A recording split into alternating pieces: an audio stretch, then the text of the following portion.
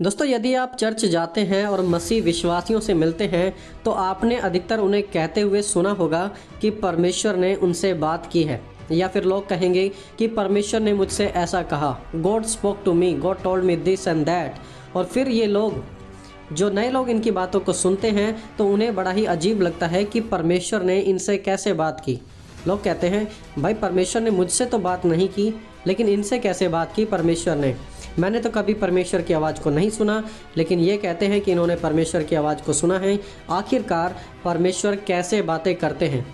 और दोस्तों, हो सकता है कि शायद आप भी इन सब बातों को लेकर कंफ्यूज होंगे कि परमेश्वर कैसे बातें करते हैं और हम परमेश्वर की आवाज़ को कैसे सुन सकते हैं। तो दोस्तों, आज यही सब कुछ हम इस वीडियो में डिस्कस करने वाले हैं। तो चलिए हम शुरू करते हैं।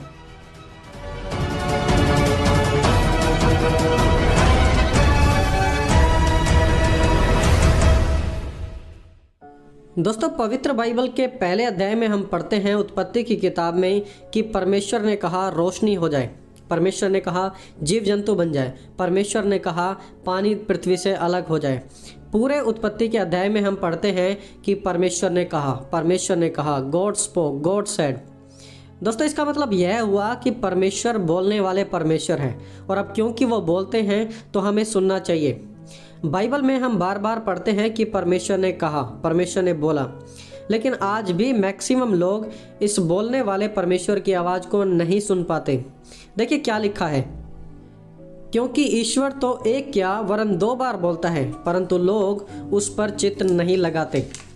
तो अय्यूब ने कहा परमेश्वर एक नहीं वरन दो बार बोलता है, लेकिन हम उसकी बातों पर ध्यान नहीं देते।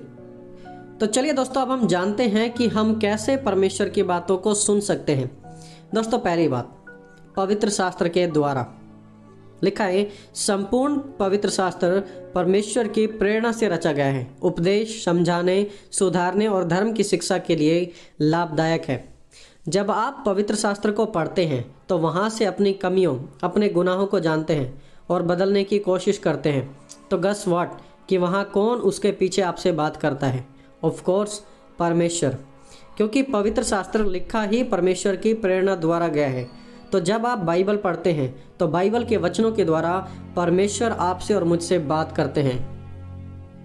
दोस्तों, दूसरी बात, प्रचारकों के द्वारा। लिखा है जब हमारे द्वारा परमेश्वर के सुसमाचार का वचन तुम्हारे पास पहुंचा तो तुमने ना उस मनुष्य का नहीं परंतु परमेश्वर का वचन समझकर ग्रहण किया, और वह तुम में जो विश्वास रखते हैं प्रभावशाली है।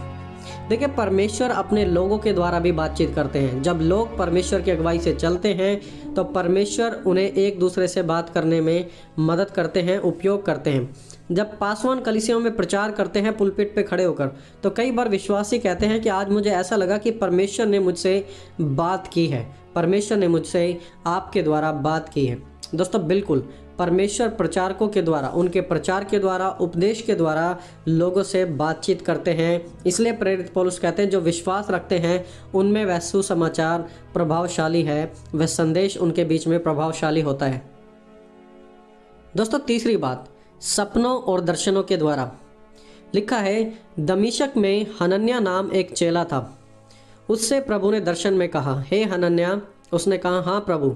तब प्रभु ने उससे कहा, उठकर उस गली में जा जो सीधी कहलाती है, और यहूदा के घर में शाऊल नाम एक तारसी को पूछ ले, क्योंकि देख वह प्रार्थना कर रहा है। तो देखिए कि कैसे परमेश्वर दर्शनों के द्वारा, सपनों के द्वारा बातें करते हैं। परमेश्वर शाऊल को मिलाने के लिए हनन्याह को एक दर्शन देते हैं, और तब हनन्याह वहाँ से जाता है और शाऊल से मिलता है। तो परमेश्वर दर्शनों और सपनों के द्वारा बात करते हैं। पुराने नियम में अधिकतर हम पढ़ते हैं कि अब्राहम, यहेजकेल, यिर्मयाह, दानियल, यूसुफ, बहुत से लोगों ने परमेश्वर के दर्शन देखे। इनफैक्ट सपनों के द्वारा बातचीत करना परमेश्वर का एक बहुत ही पुराना तरीका रहा है, और आज भी परमेश्वर सपनों के द्वारा बातचीत करते हैं। अय्यूब ने कहा, सपने में, रात को दर्शन में, जब मनुष्य घोर निंद्रा में होते हैं, बिछौने पर सोते समय वह मनुष्य के कानों को खोलता है।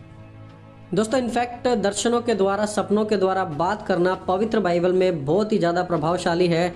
और इस पूरे सेपरेट टॉपिक के ऊपर कि हम अपने सपनों को कैसे समझें, सपनों का क्या अर्थ होता है, इसके ऊपर एक सेपरेट वीडियो सीरीज़ बनाई हुई है। आप उस वीडियो सीरीज़ को ज़रूर चेक करें, आपको बहुत कुछ सीखने को मिलेगा। तकरीबन 20 लाख लोगों ने उस वीडियो सीरीज को ऑलरेडी देखा है, आप भी उसे ज़रूर देखें और आप अपने दर्शनों का, अपने सपनों का मतलब समझेंगे। और फिर इसके बाद परमेश्वर हमसे दूसरे विश्वासियों के द्वारा, हमारी जो सिचुएशंस हैं, हमारे करंट हालात के द्वारा, गानों के द्वारा, भजनों के द्वारा या फिर सृष्टि के द्वारा भी परमेश्वर हमसे बातचीत कर सकते हैं। देखिए बाइबल में जब प्रभु यीशु मसीह का जन्म हो रहा था तो जन्म के समय कैसे परमेश्वर ने एक तारे के द्वारा परमेश्वर के लोगों से बातचीत की थी और उन लोगों ने तारा देखा और वो उस जगह पहुंच गए जिस जगह परमेश्वर का यानी कि प्रभु यीशु का जन्म होने वाला था। तो इवन परमेश्वर नेचर के द्वारा भी हमसे बातचीत करते हैं। दोस्तों चौथी बात, परमेश्वर डायरेक्ट भी हमसे बात करते हैं। एक छोटी सी आवाज़, पवित्र आत्मा की आवाज़ जो हमसे समय समय पर बात करती है। पवित्र आत्मा की आवाज़ बताती है कि यह ठीक है, ऐसा करो। ऐसा कभी हमारे मन में आता है तो कभी हमारे विवेक में।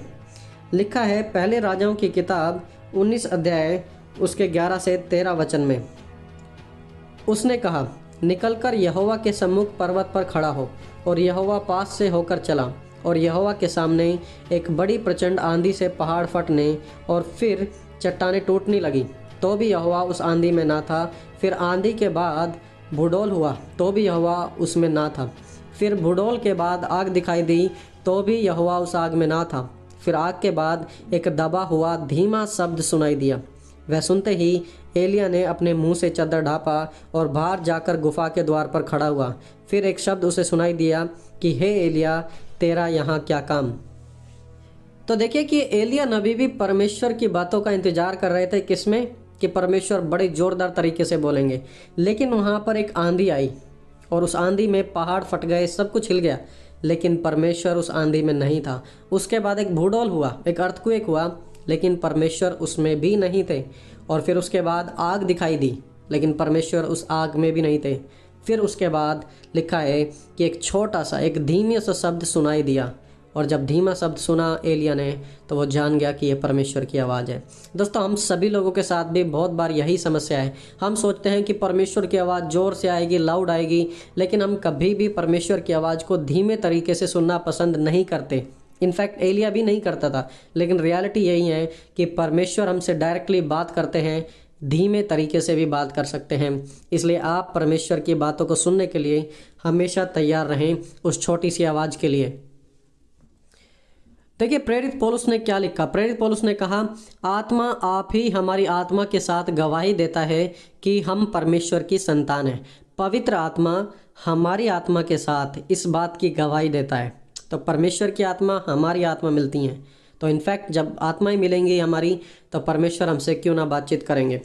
तो दोस्तों आज हम सीखते हैं कि परमेश्वर अपने वचनों के द्वारा हमसे बात करते हैं। दूसरी बात, प्रचारकों के द्वारा परमेश्वर हमसे बातचीत करते हैं। तीसरी बात, सपनों और दर्शनों के द्वारा परमेश्वर हमसे बातचीत करते हैं। पवित्र आत्मा की आवाज़ और हमारे मन की आवाज़ के द्वारा भी परमेश्वर हमसे बात करते हैं। दोस्तों क्या परमेश्वर ने कभी आपसे बात की है? अगर हाँ की है तो उसे कमेंट सेक्शन में ज़रूर बताएं। और इस वीडियो से आपको कुछ सीखने को मिला है तो इसे ज़रूर शेयर करें। दोस्तों परमेश्वर की आवाज़ को कैसे सुन सकते हैं, इस पर पहले ही मैंने एक ऑलरेडी वीडियो बनाई हुई है, आप उसे ज़रूर देखें। और साथ ही साथ अगर आप अपने सपनों और दर्शनों का मतलब समझना चाहते हैं तो उसके ऊपर भी वीडियोस बनाई हुई हैं, आप ज़रूर देखें, आपको बहुत कुछ नया सीखने को मिलेगा। दोस्तों मिलेंगे जल्दी एक और नई वीडियो के साथ, तब तक आप सभी को जय मसीह के दोस्तों।